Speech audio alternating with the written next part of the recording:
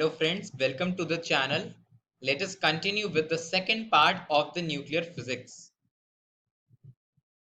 Now today, first of all, we are going to see the binding energy. Let us write the definition of binding energy first. Now it is the minimum energy required.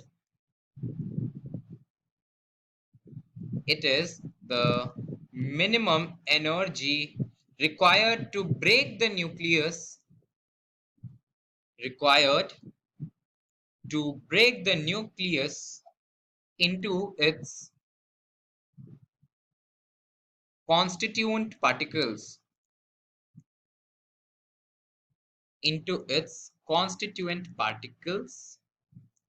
or there is one more definition of the binding energy that says the amount of energy released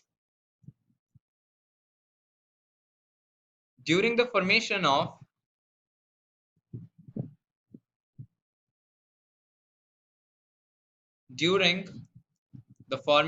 nucleus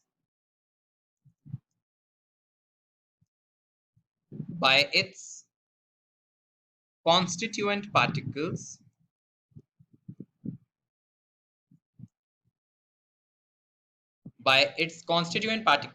and bringing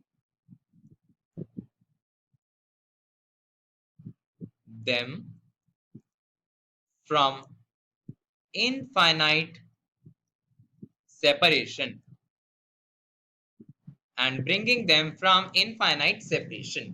Now this was the definition of binding energy. Now let me tell you the formula of binding energy. That is, the binding energy is equals to delta m into c square. As you know that the Einstein's energy mass equivalence formula, that is E is equals to mc square.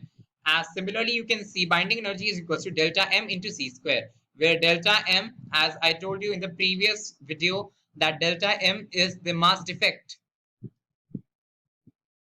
Now see,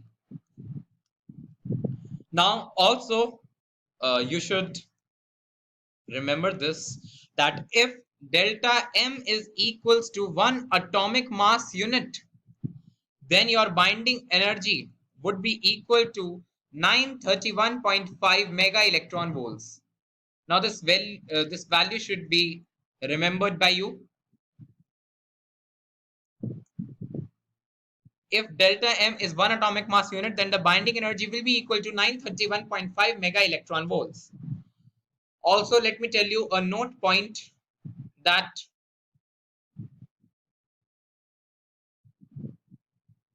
if binding energy per nucleon, now this point is very important, that if the binding energy per nucleon is more, then for a nucleus,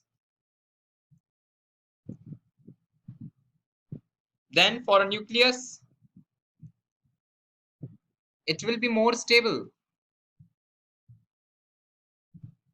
That means more the binding energy per nucleon ratio, more the nucleus will be stable. Similarly, I have a question for this statement, that binding energy per nucleon is more, then the nucleus will be more stable. The question says the data is given for 3 nuclei, basically P, Q and R. Now see, the value of A, that is mass number, and binding energy in mega electron volts is given. The value is 10, 5 and 6 for this, 100, 60 and 6 for this. Now, as the statement says, that binding energy per nucleon. See, nucleon means nucleus plus protons. that means mass number, that means more is the ratio of binding energy per nucleon, that is binding energy per mass number, more the nucleus will be stable. So we are going to use this relation in this question. See now. Now we can write the binding energy per nucleon ratio for P, the binding energy per nucleon ratio for Q, and similarly binding energy per nucleon ratio for R as well. Now here the ratio comes out to be 100 by 10, here is 60 by 5, and here comes 66 by 6. That means this is 10, this one is 12, and this one comes out to be 11. That means the ratio of Q is greater than R is greater than P. That means the nucleus Q will be most stable while the nucleus P will be least stable. Understood? After this also we should solve one more question that says calculate the binding energy. We have to calculate the binding energy of alpha particle. Now we have to calculate the binding energy of alpha particle from the data which is given. The mass of hydrogen atom is given to be 1.007826 unified mass. Similarly, the mass of helium atom is given to be 1.008665 unified mass, and the mass of atom is given to be 4.00260 unified mass. Similarly, you should know that the one atomic mass unit is equal to 931.5 mega electron volts. You should remember this thing, that one atomic mass unit is equal to 931.5 mega electron volt. Now the following data is given. Let me tell you that an alpha particle consists of 2 protons and 2 neutrons. An alpha particle is going to contain 2 protons and 2 neutrons. So first of all, for finding the binding energy, let us first of all calculate the mass defect, that is delta M. So delta M will be equal to twice of the mass of hydrogen, that is 1.007826, twice of mass of proton plus twice of mass of neutrons. That means twice of 1.008665 of helium atom minus the mass of atom, that is 4.00260. By this, delta M near about comes out equal to be 0.03038. Now it is better to calculate the binding energy in mega electron volt. So binding energy in mega electron volt, if we have to calculate the binding energy in mega electron volt, then we have to write delta M into c square. Now instead of writing the speed of light square, we can write this value, that is 0.03038, and directly multiply this with 931.5 mega electron volts, which will directly give us the result in mega electron volts, and this near about comes out to be 28.3 mega electrons. Now after solving this question, let me also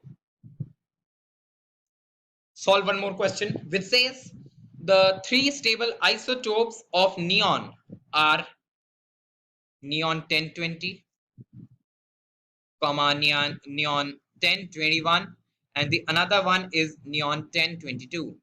Now they have respective presence of, let me write the abundances as well. The following abundances are: for neon 1020 is 90.51%, for 1021 is 0.27%, while for 1022 is 9.22%. Now, the atomic mass of the three isotopes is also given. Let me write the atomic mass for the following as well, which is 19.99. For another one is 20.99.